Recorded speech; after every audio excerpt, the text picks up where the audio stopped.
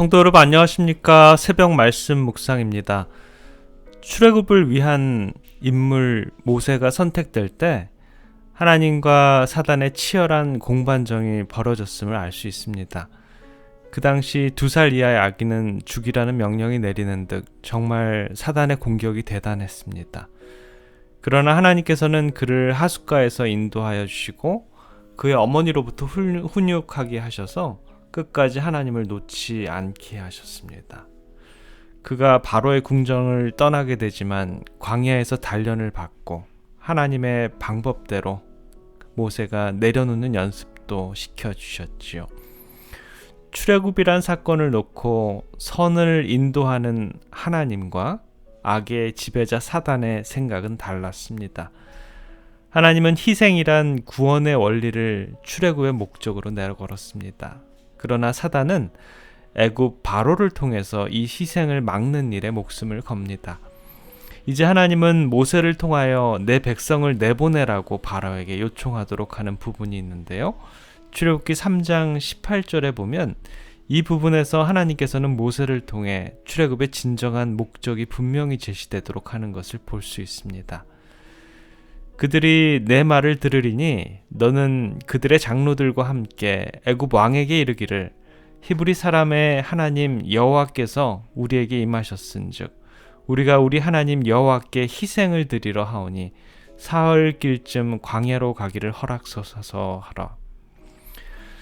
출애굽의 목적이 무엇입니까? 희생을 드리는 것이었습니다. 희생 곧 피지요. 하나님의 명령대로 모세가 바로에게 한 이야기는 바로 피 이야기를 한 것입니다. 즉 하나님께 양을 잡아 제사를 드리는 것을 의미합니다. 그것이 바로 십자가로 연결되는 표상이죠. 그러나 사단의 역사를 통한 바로는 출애굽을 반대하는 목적으로 이를 제시합니다.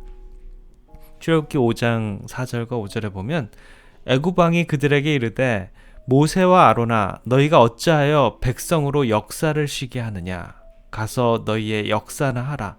또 가로되 이제 나라에 이 백성이 많거늘 너희가 그들로 역사를 쉬게 하는도다 하고, 그리고는 희생을 생각하지 못하도록 이를 더 가중시킵니다. 8절과 9절에 보면 지푸라기를 스스로 구하도록 해서 벽돌을 찍도록 합니다. 이스라엘 백성들에게 더 많은 일이 생긴 것입니다.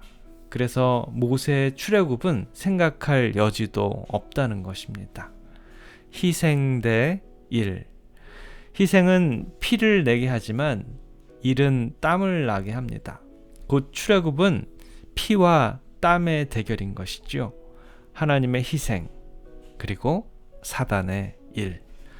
똑같은 상황에서 둘의 생각은 천지 차이로 다른 것이죠.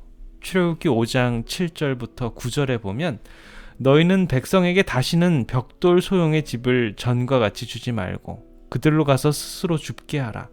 또 그들의 전에 만든 벽돌 수요대로 그들로 만들게 하고 감하지 말라.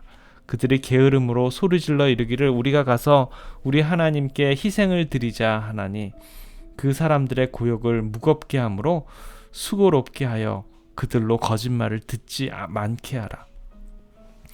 하나님의 요구하시는 희생은 십자가의 피를 상징하는 것으로 그것을 믿음으로 말미암는 구원을 말씀하고 있는 것입니다. 반면에 사단이 요구하는 것은 일인데 스스로의 일을 통해 자기를 구원할 수 있도록 가르치는 행위로 말미암는 의를 맞섭니다. 출애굽의 관건은 피에 달려있는 것이지요. 십자가를 믿음으로 받아들일 때 출애굽이 시작됩니다. 믿음으로 말미암는 의죠. 그러나 사단은 한 발짝도 애굽에서 떠나지 못하게 일을 요구합니다. 행함으로 말미암는 의를 말을 하고 있는 것이죠. 오늘날에도 많은 사람들이 피 대신 땀 흘리는 것을 좋아하는 사람들이 많이 있습니다. 어쩌면 우리들의 인생이 그렇지 않습니까? 한국이라는 나라만 생각해도 그렇습니다. 정말 진땀나게 살아갑니다. 초등학교 때부터 오직 한 가지 목적, 대학 진학을 위해서 살아가는 전쟁터 같지요. 꼭 인류대학을 나와야 출세하는 것 같습니다. 대학을 들어가면 끝입니까? 그렇지 않죠? 직장 잡기 전쟁에 돌입합니다. 요즘에는 대학교 3, 4학년만 되면 입사시험, 공무원 시험을 치른다고 난리도 아닙니다. 그러다 결혼하면 그것으로 행복한 것은 아닙니다. 남들보다 먼저 집을 사고 차를 사고 아이들을 잘 길러서 이제 좀 더 행복하다 하면 슬며시 병이 찾아와서 억울하게 죽어가는 인생. 정말 진땀나게 살아가는 인생이지요. 어떤 그리스도인은 땀의 현장 때문에 피의 사역, 예배를 등한히 하는 사람들도 있습니다. 행위로 말미암는 은은 결국 인생의 재앙을 맞이하게 됩니다. 출애굽의 역사에서 그것을 보여주는 것입니다. 헌신의 피의 역사로 시작된 출애굽. 땀나게 노예 생활을 이제는 뒤로 한 채 하나님께서 지시하는 장소로 가서 피의 헌신을 하려는 인생이 우리의 하나님의 올바른 길로 제시되는 그러한 인생임을 우리는 기억해야 됩니다. 우리들의 삶을 한번 생각해 보시기 바랍니다. 우리는 끊임없이 희생의 피를 바라보고 우리 주님의 것을 찾는 인생인지, 아니면 진땀나게 쳇바퀴 돌아가는 사단의 역사를 행하고 있는지를 분별하시는 하루의 삶이 되시기를 간절히 기원합니다.